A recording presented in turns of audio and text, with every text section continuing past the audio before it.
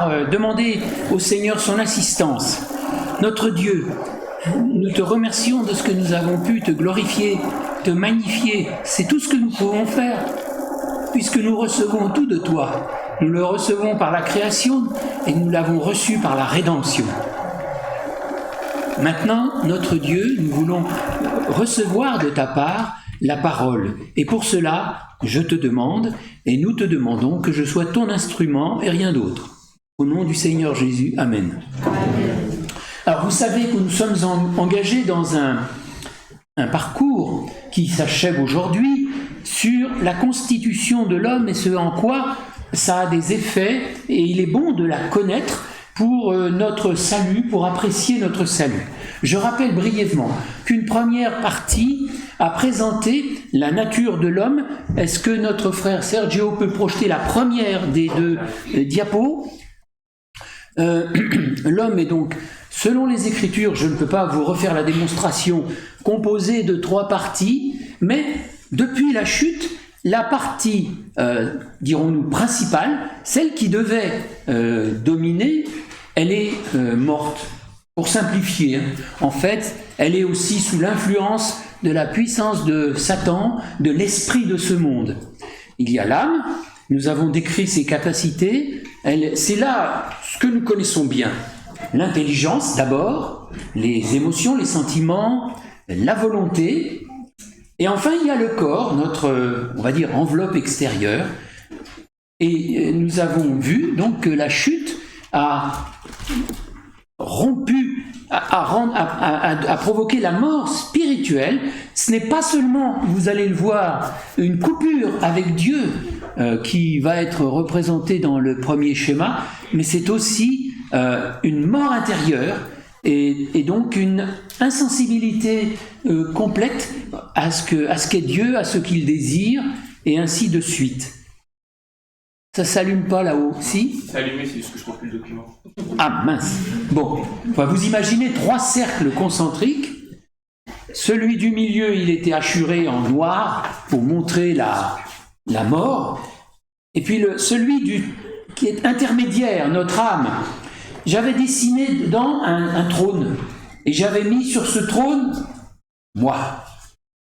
C'est notre situation naturelle. L'adoration de soi-même.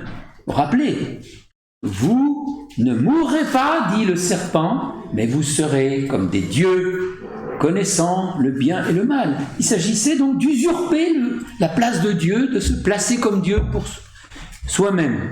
La deuxième partie a été vue la semaine, il y a 15 jours, sur la régénération, le salut de nos esprits, la nouvelle naissance. On a vu il y a 2 caractéristiques principales. Il y a d'abord le fait que le Saint-Esprit vient s'unir à mon esprit pour former un seul esprit. Ça, c'est dans les Corinthiens, 2 Corinthiens 6, que vous trouvez ces affirmations, mais ça se trouve ailleurs. Et la deuxième chose magnifique, c'est que Christ est établi sur le trône de ma vie, dans mon esprit, dans votre esprit, et il est Seigneur. Est-ce votre cas, bien-aimé ? Christ est-il Seigneur, reconnu, accepté et écouté aussi dans votre existence ? Si oui, alors vous êtes un avec lui. Alors voilà, ça c'était le premier schéma, avant le schéma d'après la chute. Alors il y avait l'esprit du monde, vous voyez, en zigzag, là, enfin en ondulé, qui venait influencer notre esprit, mais sinon, c'était surtout le moi qui trônait. Peux-tu passer la seconde diapo ? Voilà, alors, là, la régénération commence quand je mets ma foi dans le Seigneur Jésus, ce que Dieu demande, par la venue du Saint-Esprit, qu'on appelle aussi, alors c'est compliqué, on va l'appeler baptême du Saint-Esprit, mais en réalité le baptême du Saint-Esprit il a eu lieu il y a 2000 ans à peu près, à Jérusalem. Ce jour-là, l'Esprit Saint est venu sur l'Église en Christ et a constitué un corps. Et dans ce corps, nous entrons, génération après génération, quand nous croyons, et nous devenons membres du corps de Christ. Et donc, en même temps, c'est quand nous recevons l'Esprit Saint qui vient établir Jésus-Christ, JC, sur le trône un peu à gauche, là. Et à partir de là, la régénération va commencer. Ce sont les 3 flèches qui partent de la partie centrale pour aller vers les sentiments, la volonté et l'intelligence. On peut dire que c'est une irrigation de la vie du Saint-Esprit en nous. C'est ce que nous allons donc voir maintenant, le salut de notre âme, qui est aussi, on peut l'appeler autrement, et je pense que je ne fais pas d'erreur, la sanctification, tout ce travail qui va se produire en vous et en moi tout au long des années de notre existence. Alors je voudrais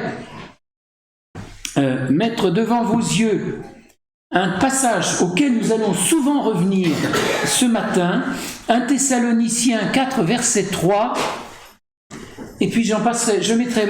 Non, attendez, avant, commençons par 1 Pierre, parce que comme ça, vous ne chercherez pas plusieurs fois dans Thessaloniciens. Dans la première épître de Pierre, vous allez voir un texte un petit peu curieux, qui nous fait réfléchir. Alors, je vais commencer au chapitre 1, au verset 6 jusqu'au verset 9. Il est question du fait que nous sommes gardés par la foi pour le salut, prêt à être révélé dans les derniers temps. Vous noterez déjà cette idée que le salut, qui pourtant est déjà acquis, va être révélé, alors j'ajoute, plus complètement dans sa totalité dans les derniers temps. Quand le Christ revient, le salut, notre salut sera complet. En effet, il y aura le salut de nos corps aussi, la résurrection. C'est là ce qui fait votre joie. Quoique maintenant, puisqu'il le faut, vous soyez attristés pour un peu de temps par diverses épreuves, afin que l'épreuve de votre foi, plus précieuse que l'or périssable, qui cependant est éprouvé par le feu, ait pour résultat la louange, la gloire et l'honneur lorsque Jésus-Christ apparaîtra. Vous l'aimez sans l'avoir vu. Vous croyez en lui sans le voir encore. Vous voyez le rôle de la foi, combien elle est soulignée ici. Vous réjouissant d'une joie merveilleuse et glorieuse, parce que vous obtiendrez le salut de vos âmes pour prix de votre foi. Alors, je ne suis pas sauvé ? Si, je suis sauvé. Mais il y a comme vous l'avez lu déjà avec moi dans les lignes du début de ce paragraphe, le salut est prêt à être révélé, j'ajoute, dans sa totalité, dans les derniers temps. Donc nous obtiendrons, vous et moi, le salut de nos âmes pour prix de notre foi, en marchant fidèlement, en obéissant au Seigneur, en marchant dans la sanctification, nous recevrons le salut de nos âmes. Et ce n'est pas parce que nous aurons travaillé à cela, parce que nous nous serons décarcassés, etc., mais parce que nous aurons laissé le Seigneur faire en nous sa bonne œuvre, en nous dégageant du moi et en permettant à l'autorité du Seigneur Jésus de se développer dans tous les compartiments de notre être. Alors voilà pour ce passage, et le second sur lequel on va revenir, et donc que vous garderez ouvert si vous me le permettez, 1 Thessaloniciens 4, 3. Je vais commencer au verset 1 parce que la pensée sera plus complète. 1 Thessaloniciens 4, 1 et suivant. Alors je vais lire tout le paragraphe parce qu'en fait vous aurez la vue d'ensemble. Au reste, frères, puisque vous avez appris de nous comment vous devez vous conduire, vous voyez bien qu'il s'agit du développement de la vie chrétienne, de tout ce qu'on doit faire et de tout ce que doit devenir notre existence. Comment vous devez vous conduire et plaire à Dieu. Et c'est là ce que vous faites. Nous vous prions et nous vous conjurons. Vous voyez la force des propos de Paul. Nous vous conjurons au nom du Seigneur Jésus de marcher à cet égard de progrès en progrès. C'est une progression qui doit être ininterrompue. Vous savez en effet quel précepte nous vous avons donné de la part du Seigneur Jésus. Ce que Dieu veut, c'est votre sanctification. C'est que vous vous absteniez de la débauche, c'est que chacun de vous sache posséder son corps dans la sainteté et l'honnêteté, sans vous livrer à une convoitise passionnée, comme font les païens qui ne connaissent pas Dieu. C'est que personne n'use envers son frère de fraude et de cupidité dans les affaires, parce que le Seigneur tire vengeance de toutes ces choses, comme nous vous l'avons déjà dit et attesté. Car Dieu ne nous a pas appelés à l'impureté, mais à la sanctification. Celui donc qui rejette ses préceptes ne rejette pas un homme, mais Dieu qui vous a aussi donné son Saint-Esprit. Donc voilà, la réception du Saint-Esprit, ça ne s'arrête pas au fait que, voilà, je suis sauvé, je suis né de nouveau, j'ai ma place assurée aux cieux par grâce, mais il y a tout le travail qui va suivre. Et si vous êtes jeune dans la foi, mes amis, bien-aimés, attendez-vous à ce que Dieu vous bouscule et à ce que Dieu travaille à vous transformer. Ça va prendre du temps, ça ne se fait pas en un jour. Et bien souvent, je vais freiner les choses, malheureusement. Alors, il faut rechercher la sanctification. Et je crois qu'elle est l'équivalent, par tous ces passages, du salut de nos âmes. En fait, j'appellerais plutôt transformation de nos âmes. Parce qu'il ne s'agit pas ni que nos âmes doivent mourir, ni qu'elles sont mauvaises intrinsèquement, mais de les sauver, de les racheter en somme, quoi, comme j'ai été racheté en esprit. Alors, la sanctification est présentée par certains comme automatique. Non, enfin, alors, il y a une part de vérité dans cela, en ce sens que c'est Dieu. Essentiellement, à 99,9%, c'est Dieu qui va s'en occuper. Mais ce n'est pas automatique, parce que si je ne le veux pas, ça n'avancera pas. Et nous allons le voir, c'est confirmé par plusieurs passages. Plusieurs confondent ainsi la justification, qui est gratuite, qui est intégrale, qui est définitive. Gloire à Dieu. Mon salut est acquis pour l'éternité, par grâce et à cause des mérites du Seigneur Jésus. Mais ils confondent avec donc la sanctification qui, elle, est voulue par Dieu pour nous. Ce que Dieu veut, c'est votre sanctification. Mais Dieu ne nous a pas appelés à l'impureté, mais à la sanctification. Et donc, nous ne rejetterons pas cet ordre. Cet ordre, celui qui rejette ses préceptes, ne rejette pas un homme, mais Dieu. Donc, nous avons été justifiés. Alors oui, je vais employer une notion un peu technique, pardonnez-moi, j'espère que ça ne vous bouscule pas trop. Nous avons été justifiés définitivement devant le tribunal de Dieu, devant le... Ah, ça m'embête d'employer ce mot-là, parce que je vais vous donner l'impression que je me contredirai tout à l'heure. Devant le trône de Dieu. On dit que c'est une justification forensique, F-O-R-E-N-S-I-Q-U-E, qui veut dire devant le tribunal, devant le juge. Oui, devant Dieu, nous sommes déclarés justes par grâce. C'est définitif, c'est notre surposition. Mais nous ne sommes pas sanctifiés intégralement au même moment. Nous sommes sanctifiés en un sens parce que Dieu nous prend pour lui quand il nous rachète. Il installe son trône dans mon être, dans mon esprit. Donc je lui appartiens. Comment pourrais-je envisager autre chose ? Nous estimons ceci.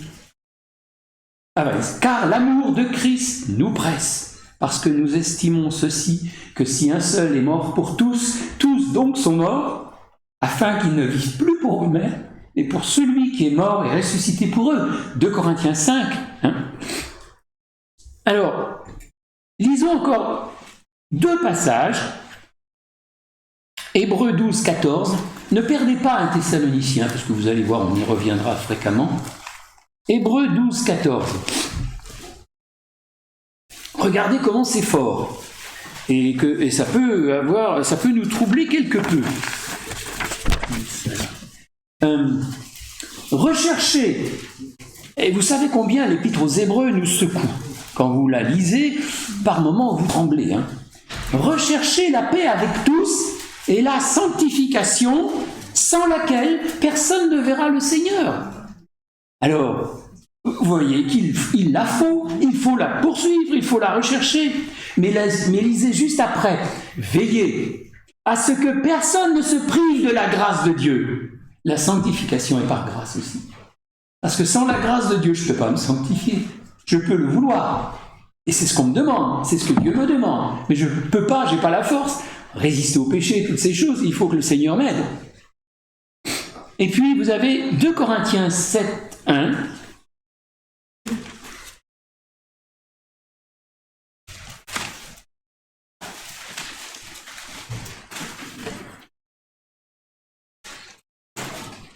Regardez comme c'est clair. Ayant donc de telles promesses, c'est-à-dire les promesses qui sont juste avant, je serai pour vous un père, vous serez pour moi des fils et des filles, dit le Seigneur Dieu Tout-Puissant, et ne touchez pas à ce qui est impur, etc. Ayant donc de telles promesses, bien-aimés, purifions-nous de toute souillure, de la chair et de l'esprit, en achevant notre sanctification dans la crainte de Dieu. En l'achevant, c'est-à-dire en tendant vers son achèvement, en allant vers le but. Bien.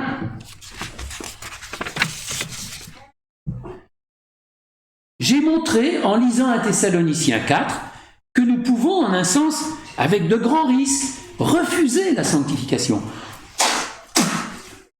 La traiter à la légère. On a vu, celui qui rejette ses préceptes ne rejette pas un homme, mais Dieu, c'est sérieux. Voilà. Et donc, nous aurons à rendre des comptes. Alors attention, je tiens à fortement souligner que notre salut, le salut en esprit, si vous voulez, de notre esprit, la nouvelle naissance, est irrévocable. On ne perd pas le salut. Si vous me permettez ceci très rapidement, j'évoque 2 choses. Le Corinthien qui vivait dans l'inceste, 1 Corinthiens 5. L'apôtre est amené, et peut-être ça n'a pas été exécuté, mais il est au loin, n'est-ce pas, et il écrit aux anciens de l'Église, qui faisaient mal leur travail, il leur dit qu'un tel homme soit livré à Satan pour la destruction de la chair, afin que l'esprit soit sauvé au jour du jugement. Donc, le salut de ce frère qui s'égarait, qui vivait dans la débauche, etc., était quand même assuré par grâce. Et vous avez aussi, quand Paul évoque enfin j'y reviendrai, je ne vais pas parler de ça maintenant, un autre passage en tout cas que nous verrons dans un moment où il est bien montré que nous serons sauvés. Alors, j'évoque encore de mémoire un autre texte, quand l'apôtre dit, n'est-ce pas, si nous souffrons, nous régnerons avec lui. Et puis à un moment donné, il dit, si nous le renions, oula, lui aussi nous reniera. Et juste après, vous avez, si nous sommes infidèles, il demeure fidèle, car il ne peut se renier lui-même. Quelle est cette promesse que Dieu a faite qu'il ne peut renier? C'est que quiconque croit en Christ est sauvé pour l'éternité. Alors, le passage auquel je voulais vous amener, c'est 2 Corinthiens 5, 9 et 10, qu'on ne peut pas négliger. Et malheureusement, en tout cas dans ma génération, tout ce que j'ai vu et entendu dans bien des années de vie chrétienne, c'était que trop souvent, je ne veux pas dire qu'il faut dire ça dans les rues quand on annonce l'évangile, par exemple, c'est pour des enfants de Dieu, mais on oubliait de dire aux croyants ceci. Alors, regardons un peu avant. Verset 9 de 2 Corinthiens 5. C'est pour cela aussi que nous nous efforçons de lui être agréables. L'apôtre Paul lui-même s'efforçait d'être agréable à Dieu. Salut par les œuvres? Non, bien-aimé, le salut est gratuit par grâce. Mais dans la sanctification, je m'efforce, je désire, je souhaite de tout cœur et je fais tout ce qu'il faut de mon côté pour être agréable au Seigneur. Soit que nous demeurions dans ce corps, soit que nous le quittions. Car il nous faut tous les croyants, comparaître devant le tribunal de Christ. Ah, voilà pourquoi tout à l'heure j'étais gêné à parler de la justification devant le tribunal de Dieu, parce que le tribunal, il revient ici, c'est pas les mêmes mots. Afin que chaque enfant de Dieu reçoive selon le bien ou le mal qu'il aura fait étant dans son corps. Bien aimé, nos vies vont être évaluées. Et il n'y aura pas que des félicitations. Je m'attends à recevoir des blâmes pour des comportements que j'ai eus. Certes, alors on peut penser, bon, je dis ça avec beaucoup de prudence, que sur la base des promesses de 1 Jean, chapitre 1, versets 7 à 10, tout péché confessé, Dieu n'y reviendra pas. Mais si j'entretiens dans ma vie une désobéissance, si je persiste à ne pas me soumettre au Seigneur sur tel ou tel point, et que tout d'un coup, supposons, il m'enlève la vie, je devrais comparaître pour cette chose sur laquelle je lui ai résisté, et il y aura un blâme. Je ne peux pas parler des conséquences, je n'en sais rien. Je ne veux pas parler de récompenses supplémentaires et éternelles, je n'en sais rien. La question est discutée. Mais ce que je sais, c'est qu'il me faudra comparaître devant le tribunal de Christ. Donc je veux m'efforcer de plaire au Seigneur. Comme c'est écrit dans 2 Corinthiens 5. Ah, c'est là que j'en arrive au texte que j'ai évoqué tout à l'heure et que je me suis repris, pardonnez mon caractère un peu brouillon, dans 1 Corinthiens 3. C'était cet autre texte, et il y en a d'autres, mais je ne vais pas vous les lire, parce que ça rendrait la prédication 3 fois trop longue. C'est 1 Corinthiens 3, versets 9 à 15. Il est possible que cette section concerne l'œuvre des serviteurs de Dieu. Mais honnêtement, lequel d'entre vous estime ne pas être un serviteur ou une servante de Dieu? Tous nous sommes ses serviteurs. Car nous sommes ouvriers avec Dieu. Vous êtes le champ de Dieu, l'édifice de Dieu. Selon la grâce de Dieu qui m'a été donnée, j'ai posé le fondement comme un sage architecte et un autre bâtit dessus, mais que chacun prenne garde à la manière dont il bâtit dessus, car personne ne peut poser un autre fondement que celui qui a été posé, savoir Jésus-Christ. Or, si quelqu'un bâtit sur ce fondement avec de l'or, de l'argent, des pierres précieuses, du bois, du foin, du chaume, l'œuvre de chacun sera manifestée, car le jour la fera connaître, parce qu'elle se révélera dans le feu, et le feu éprouvera ce qu'est l'œuvre de chacun. C'est pas l'enfer ici, le feu. Vous pouvez en être sûr. Si l'œuvre bâtie par quelqu'un sur le fondement subsiste, il recevra une récompense. Si l'œuvre de quelqu'un est consumée, il perdra sa récompense. Pour lui, il sera sauvé, parce que c'est par grâce et que c'est irrévocable, parce que c'est Dieu qui l'a fait. Il ne peut se renier lui-même. Pour lui, il sera sauvé, mais comme au travers du feu. Alors, vous voyez, le contexte nous invite à considérer que c'est plutôt le travail pour Dieu dans son œuvre, pour ses serviteurs, mais qui n'est pas concerné? Qui n'a pas sa contribution dans l'œuvre de Dieu? Alors, que faisons-nous de nos vies? Et sachons qu'il va y avoir un test. Je ne pense pas que ce feu, je l'ai affirmé, soit le feu de l'enfer, non. Je pense qu'il s'agit d'un temps de mise à l'épreuve, où les choses seront révélées, je ne sais pas quand ni comment. Alors, voyons maintenant en quoi consiste notre sanctification, et revenons donc à 1 Thessaloniciens 4. Les choses sont très claires dans ce que Paul dit. Nous devons nous abstenir du mal, sous toutes sortes de formes. Alors, il y a la débauche, il y a la pureté, il y a le fait de ne pas vivre dans la... Comment vous dire? Oui, s'abstenir du mal, donc. Le fait de refuser de ne pas vivre dans la pureté, dans la maîtrise de soi, posséder son corps dans la sainteté et l'honnêteté, le fait de refuser les convoitises. Alors, vous voyez déjà qu'il ne s'agit pas seulement d'action. Il ne s'agit pas seulement de ne pas toucher à ceci, ne pas toucher à cela, ne pas faire ceci, ne pas faire cela. Il y a des pensées. Elles sont très largement concernées. La convoitise.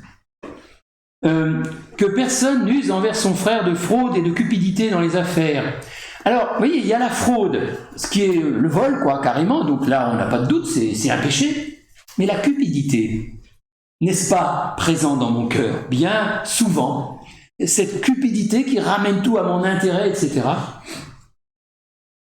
Alors, le Seigneur Jésus nous a, dans sa prière modèle de Matthieu 6, 13, incité ou ordonné de demander à Dieu de nous garder, de nous soumettre à la tentation. Ce n'est pas que Dieu nous tente. Jacques, chapitre 1, Dieu ne peut être tenté par le mal et il ne tente lui-même personne. Mais Dieu peut conduire les choses pour que nous soyons en situation de mise à l'épreuve. Et là, nous prions Dieu, Seigneur, épargne-moi des choses dans lesquelles je pourrais m'effondrer. Parce que je ne suis pas assez solide, parce que ça serait trop pour moi. Donc demandons-le. Rejeter le mal. Alors j'avais une... Oui, ben voilà, je vous ai lu ce texte. Alors, à cet égard, la loi de Moïse a-t-elle encore un rôle? Certains, se basant un peu hâtivement sur le texte, car nous ne sommes plus sous la loi, mais sous la grâce, balayent d'un revers de main la loi de Moïse. Non, bien-aimés. Certes, la loi cérémonielle, des sacrifices, des fêtes, etc., la loi même sociale qui régissait Israël, c'est-à-dire les relations sociales, les pratiques économiques, tout ce qu'on a dans l'Ancien Testament, tout cela n'a plus de valeur. Et on peut même dire que la loi cérémonielle est accomplie en Christ, puisque tous les sacrifices sont parfaitement achevés et réalisés dans un seul sacrifice, le sien. Mais la loi morale, que notre Seigneur Jésus a reprise, Matthieu 5, 6, 7, le sermon sur la montagne, ça, la loi morale est toujours là. Elle n'a plus pour fonction. Si vous voulez, elle n'est plus un but à atteindre pour obtenir la faveur de Dieu. Non, nous sommes agréables à Dieu par Christ. Mais ce que Dieu aime trouver dans ma vie m'est dicté par les 10 commandements. Constamment revient à ma pensée, tu ne convoiteras point, tu ne voleras point, tu honoreras ton père et ta mère. Ne sont-ce pas des guides permanents que Dieu a donnés pour nous conduire comme il le souhaite? Et le Seigneur Jésus nous a fait la faveur de développer cela. Dans les 3 chapitres que j'ai cités à l'instant, il expose jusqu'où ça va. Les regards, les pensées, le mépris d'autrui, etc.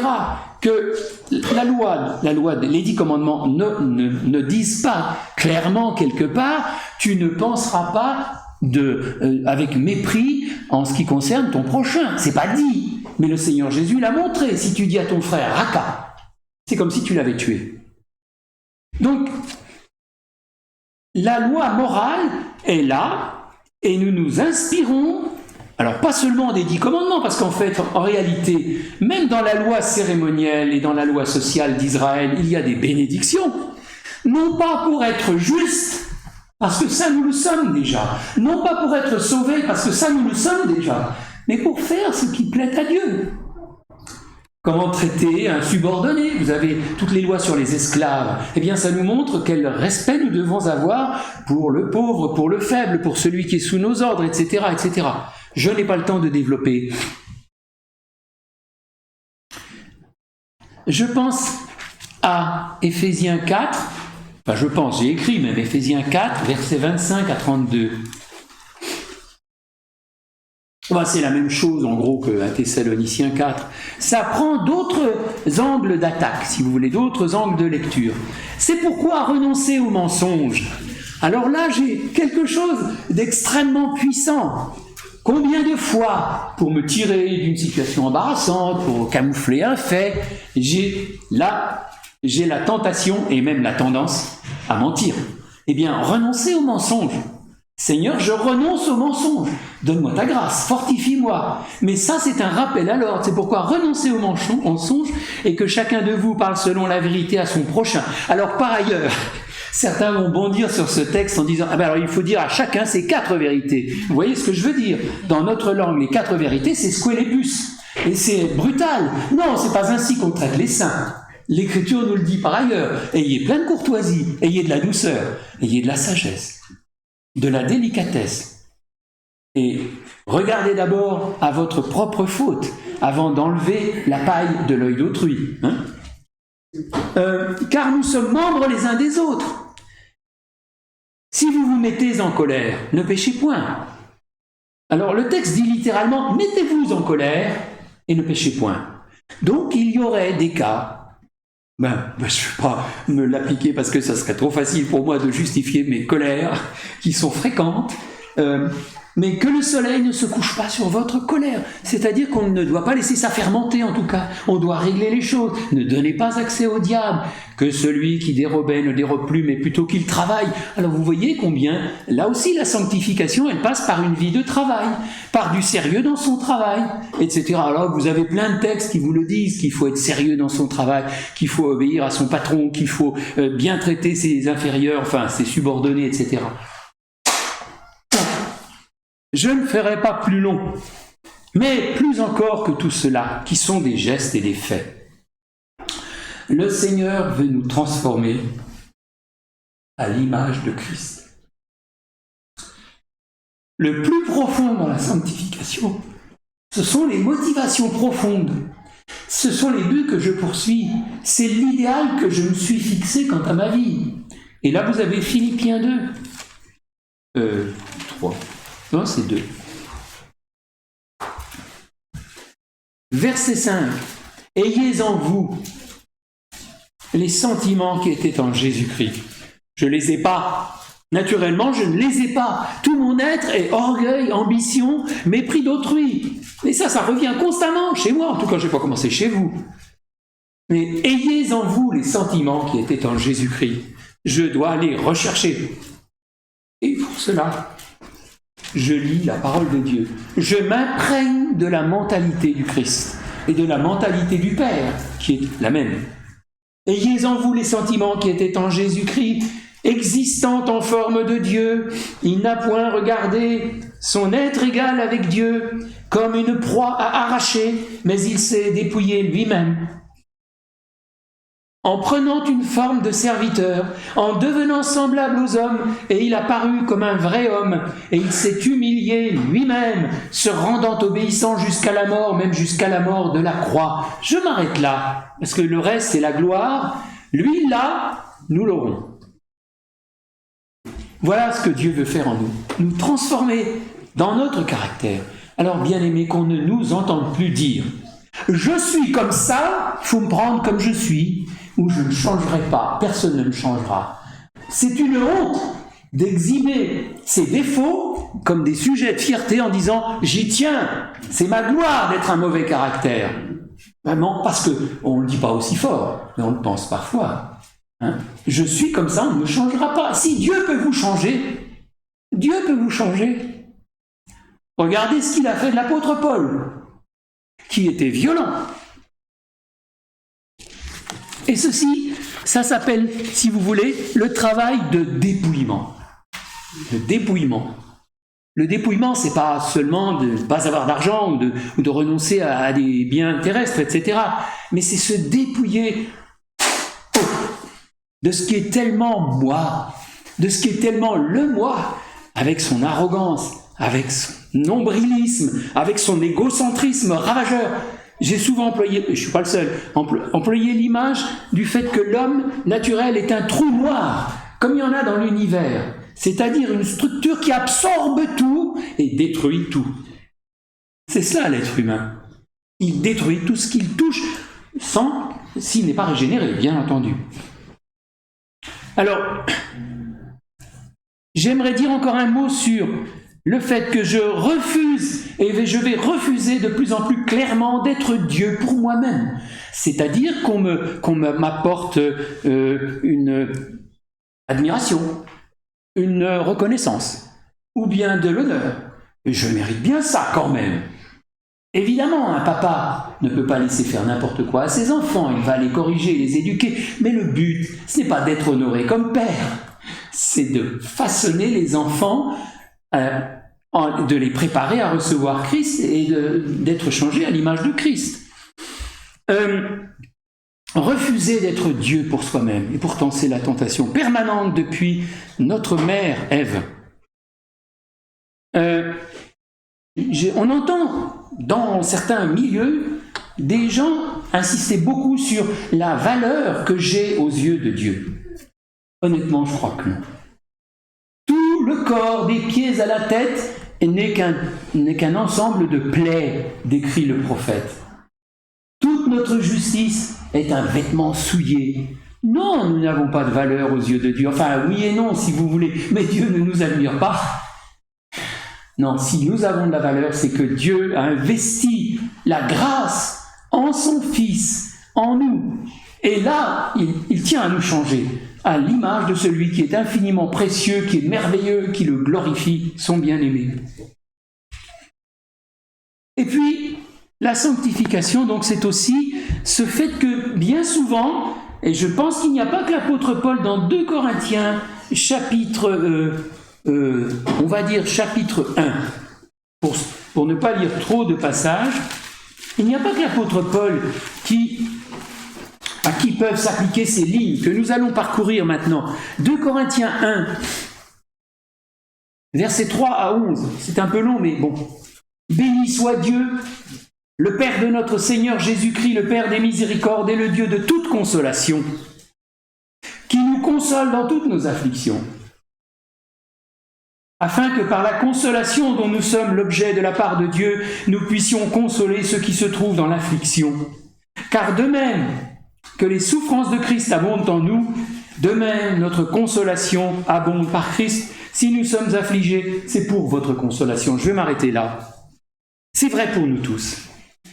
Toute affliction, qu'elle soit d'ordre affectif, le deuil, une perte d'un être cher, enfin une rupture et des choses comme ça, qu'elle soit d'ordre physique, la maladie, etc. Toutes les afflictions sont employées par Dieu. Ah, ça fait mal. Il faut réagir par la foi. Il faut persister dans la foi. Vous obtiendrez le salut de vos âmes pour prix de votre foi, ou comme finalité de votre foi. Donc, devant l'affliction, je me tourne vers le Seigneur, je peux lui dire que j'ai mal, je peux lui demander de me délivrer. Et en particulier, je pense qu'il est légitime, en première démarche, de, par exemple, demander la guérison d'un malade. Je ne dis pas qu'il faille faire des appels à des spécialistes, enfin bon, je ne parle pas de recours aux médecins, ça c'est juste et sage, ça fait partie de la grâce commune que Dieu nous a donnée d'avoir des médecins. Mais nous n'allons pas vers les gens pour les présenter à une sorte de marabout qui les guérirait, non. Mais il est légitime de demander la guérison, puisque Jacques nous dit, si quelqu'un d'entre vous est malade, qu'il appelle les anciens de l'Église. Vous voyez, il n'y a pas de fermeture de ce côté-là, mais c'est si Dieu veut. Et il dit clairement l'enseignement et l'expérience de l'apôtre Paul au travers de ses collaborateurs et de lui-même, 2 Corinthiens 12, il m'a mis une écharde dans la chair, un ange de Satan pour me souffleter. 3 fois j'ai prié le Seigneur de m'en dégager. Et il m'a dit non, ma grâce te suffit. Donc, cette affliction a servi à rendre Paul plus humble, c'est ce qu'il dit, afin que je ne me glorifie pas ou je ne sois pas énorgueilli des révélations que j'ai reçues, etc. Il en est de même pour nous. Et je veux, personnellement, de plus en plus, prendre les afflictions, les maladies et les choses comme cela, et je m'attends à ce que ça s'accroisse. À partir de 75 ans, on n'a pas tellement de chance d'éviter tout ça. Eh bien, je prends l'engagement de m'en tenir à la grâce de Dieu, de lui dire, je crois que ceci arrive parce que tu le veux, parce que c'est pour mon bien et parce que c'est le combiné de ton amour et de ta sagesse. Dieu nous console en plus dans nos afflictions. C'est-à-dire qu'au moment où nous nous sentons abattus, découragés, il nous apporte, par la parole et la communion du Saint-Esprit, les deux étant mêlés, il nous apporte un secours, il nous apporte une parole, un verset, un psaume, une pensée qui vient de sa parole et qui nous illumine. Ou il nous apporte aussi une visite, une consolation extérieure, un frère, une sœur qui nous réconforte, etc. Mais voilà, le travail du Seigneur, c'est de nous faire passer par la mort et en même temps dans la résurrection. Alors, je vous ai parlé du salut de l'âme, voudrais vous montrer que ce n'est pas une notion qui ne figure qu'en 1 Pierre, chapitre 1. Mais reprendre quelques passages, en commençant d'abord avec Jacob. Alors, évidemment, mon exemple peut être critiqué parce qu'il s'agit d'un croyant, d'un saint de l'Ancien Testament, Donc, avait-il la nouvelle naissance? C'est difficile de l'affirmer avec certitude. Il y avait le Saint-Esprit certainement qui venait, oui, d'accord. En tout cas, écoutez cela. Jacob rencontre l'ange de l'Éternel, qui est en fait Dieu lui-même, ou son fils bien-aimé, au torrent de Jabbok. Il mène un combat avec lui, qui dure toute la nuit. Et Jacob tient bon. Et rendez-vous compte, Jacob résiste au Fils de Dieu, si c'est bien cela que nous découvrons ici. Il a le dessus, et il demande la bénédiction. Et comment ça se termine-t-il? Paf! La hanche de Jacob est déboîtée durablement. Et que dit-il? Il dit, verset 30 de Genèse 32, « Jacob appela ce lieu du nom de Péniel, ce qui veut dire la face de Dieu, car, dit-il, j'ai vu Dieu face à face, et mon âme a été sauvée. » Dans la vie de Jacob, et si vous lisez attentivement Genèse, vous voyez qu'il y a un vrai changement. À partir de là, Jacob n'est plus le filou, habile, débrouillard, etc. Enfin, il n'était pas que ça, mais il devient un homme humble, un homme dépendant. Il ne s'attend plus qu'à Dieu et non plus à ses muscles ou à sa force. Donc, mon âme a été sauvée. C'est ce qui va se passer dans ma vie, dans votre vie. Progressivement, ne pensez pas qu'il y aura un seul Jabbok, avec un coup de boutoir de Dieu qui vous rendra bancal. Il y en aura, mais il y aura beaucoup d'autres rencontres. Beaucoup d'autres occasions pour le travail dans vos âmes. Et puis, Matthieu 16. Quand le Seigneur Jésus se présente comme la pierre angulaire, enfin quand il y a d'abord la révélation que Pierre confesse, qui est si glorieuse. Matthieu 16, 24 à 26. Alors Jésus dit à ses disciples, vous voyez, il vient d'exposer sa croix, c'est-à-dire sa crucifixion, ses souffrances, tout ce qu'il va, toute cette sorte de destruction qu'il va connaître, en un sens, en apparence du moins. Et Pierre lui dit, mais c'est pas possible, Seigneur, cela ne t'arrivera pas, sous-entendu. Et c'est bien ce qu'on voit par exemple dans l'islam, pour qui c'est inconcevable que Dieu laisse souffrir son prophète Issa, Jésus. Bon. Le Seigneur dit qu'il lui est en scandale, et il dit maintenant, il ouvre, si vous voulez, une nouvelle perspective à ses disciples. Si quelqu'un veut venir après moi, qu'il renonce à lui-même. Voilà le salut de mon âme. Qu'il se charge de sa croix. C'est pas important une croix en bois, hein. Et qu'il me suive. Car celui qui voudra sauver son âme. Il emploie le mot âme ici. Il aurait pu employer pour la vie, il aurait pu employer bios ou zoé ou des choses comme ça, des mots grecs. Non, il emploie son âme, la perdra. C'est-à-dire si tu veux sauver ton âme comme un trésor que tu gardes pour toi, où tu es le roi, où tu es Dieu pour toi-même, tu la perdras. Ce sera du gâchis. Mais celui qui la perdra, alors qu'est-ce que c'est, selon le sens commun, perdre mon âme? Eh bien, c'est pas faire ce que je veux, c'est pas m'épanouir, c'est pas me réaliser, c'est pas me donner du plaisir. Et ça, c'est ça, perdre son âme. Selon le sens commun. Mais si je perds mon âme au sens commun, c'est-à-dire que je renonce à moi-même, que je vis pour lui et pour les autres, alors je la sauverai, ou je la trouverai même, dit-il.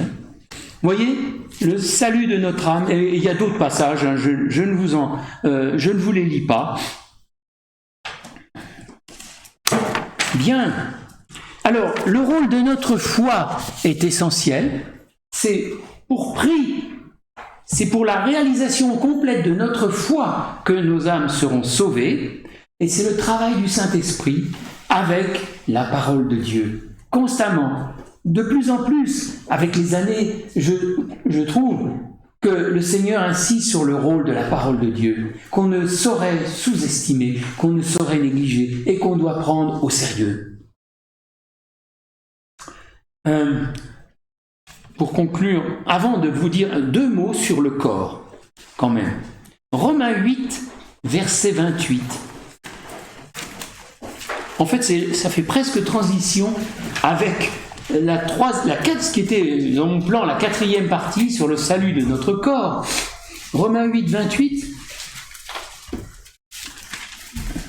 Nous savons du reste que toute chose concourt au bien de ceux qui aiment Dieu, de ceux qui sont appelés selon son dessein.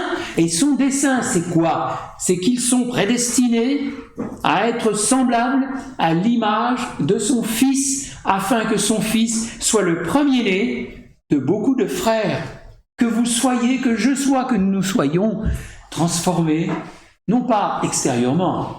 Ceux qui sont de couleur noire ici resteront noirs, ceux qui sont blancs resteront blancs, mais c'est dans le caractère, dans l'attitude, dans les dispositions, dans les motifs profonds, rendus semblables à l'image de son Fils.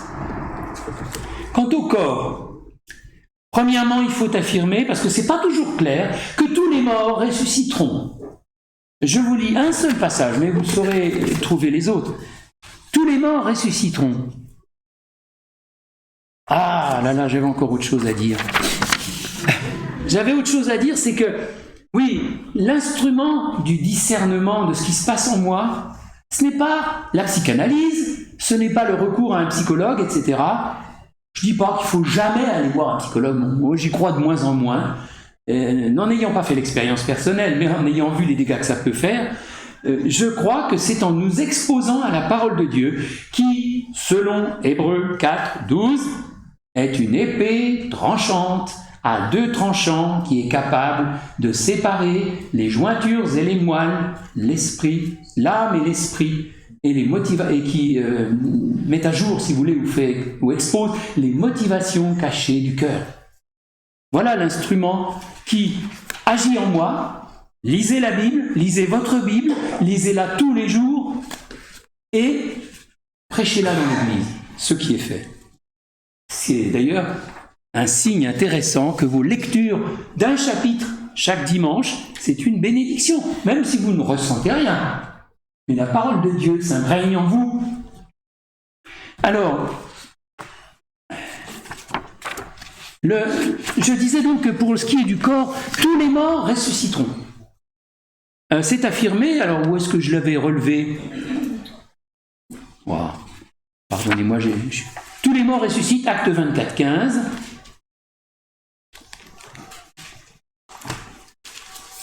Mais il y a d'autres passages. Dans l'Évangile, il y en a. Ayant en Dieu cette espérance, comme ils l'ont eux-mêmes, c'est-à-dire les Juifs, qu'il y aura une résurrection des justes et des injustes. Tous les morts ressuscitent. Sauf que ceux qui sont en Christ ressusciteront premièrement.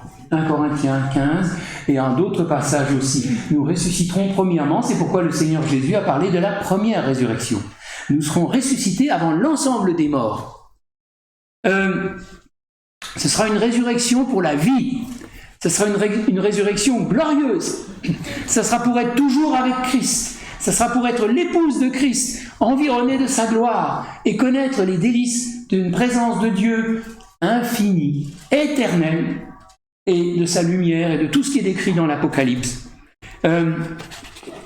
Par contre, les morts qui ne sont pas en Christ ressusciteront. Ils ressusciteront pour comparaître devant le grand trône blanc, Apocalypse 20, 13 à 15, vous lirez, c'est très clair. Là, ils seront jugés, puisque leurs noms ne seront pas dans le livre de vie, ils seront jugés selon leurs œuvres, et vous savez quelle est la réponse. Et vous savez quelle est la conclusion.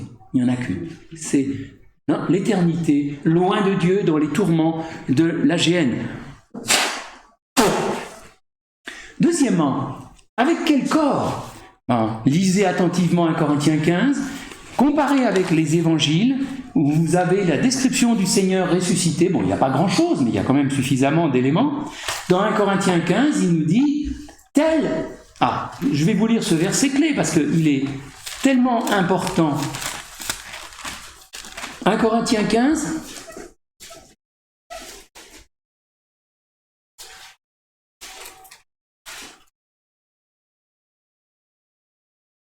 oui, non, c'est ça. C'est 48. Oh, je sors ça d'un long paragraphe, je vous demande pardon, mais le temps presse. Tel est le terrestre, c'était donc Adam, et nous en lui. Tels sont aussi les terrestres, voilà, nous sommes en Adam et nous lui ressemblons. Tel est le céleste, tels sont aussi les célestes. Et ça, c'est vous et moi, sauvés par grâce, nous sommes des célestes. Nous vivons dans ces corps malheureux et limités qui se dégradent de la période actuelle. Mais nous allons avoir un corps comme le céleste. Comme lui. Alors, qu'est-ce qu'on peut dire de ce corps? Il a une chair et des os. Un esprit, dit le Seigneur Jésus à ses disciples qui ne savaient pas que penser de son apparition, un esprit n'a ni chair ni os comme vous voyez que j'ai. Et il mange devant eux. Je pense que ça veut dire qu'il peut manger, qu'il peut digérer, mais qu'il n'en a pas besoin. Il n'est plus soumis au besoin ou à la nécessité. De même, il peut traverser les portes, puisqu'il entre dans la chambre haute, dans un des récits de l'Évangile, alors qu'elle est fermée. Il peut se translater de manière stupéfiante d'un endroit à un autre. Ça nous laisse baba de penser qu'il y aura de telles choses, de telles réalités glorieuses pour nous, du fait de sa grâce. Et ça sera enfin, je termine par ce mot, Romains 8, un peu avant ce que nous avons lu tout à l'heure, la libération de toute la création. Dieu a subordonné. Pourquoi? Parce que Dieu a établi Adam et l'homme comme chef de la création. Enfin, chef en second, on va s'entendre, hein, comme vice-roi, si vous voulez. L'homme a précipité la création dans la vanité, c'est ce que dit Romains 8. Elle a été soumise à la vanité, non de son gré, la création, mais à cause de celui qui l'y a soumise. Et qui est celui qui a soumis la création à la vanité? C'est Adam. Eh bien, le nouvel Adam nous libère de notre ancienne servitude, il nous ressuscitera, et donc, en vertu de notre rôle de vice-roi de la création, elle aussi sera libérée. Alors, bon, je vous laisse lire dans les prophètes tout ce que ça veut dire, qui est très complexe, parce qu'il faut bien reconnaître que dans les prophètes se mêlent de manière très délicate à la fois des descriptions du millénium, où il y aura comme un avant-goût de l'état éternel, mais les hommes sont encore pécheurs, il y aura encore des pécheurs, etc., etc. Et ça se terminera mal en un sens, parce qu'à la fin du millénium, il y a la révolte ultime de Satan, il y aura une conflagration, etc. Et les descriptions de l'état éternel. Bon, il faut faire attention, moi j'avoue que je ne sais pas toujours si un passage parle de l'état millénaire ou bien de l'éternité définitive. Mais peu importe. On a insisté sur le Dieu créateur ce matin. On lui a rendu gloire. Et nous sommes des destructeurs. Nous avons péché, souillé la création, souillé nos corps, etc., etc. Mais il est le grand Rédempteur. Il veut travailler en nous, nous accorder un salut complet. Il nous en a déjà donné les premiers éléments, le salut dans notre esprit. Il continue de le faire dans nos âmes, et il le fera, c'est garanti, dans nos corps, pour nous associer à lui pour l'éternité dans sa présence. Que son nom soit béni.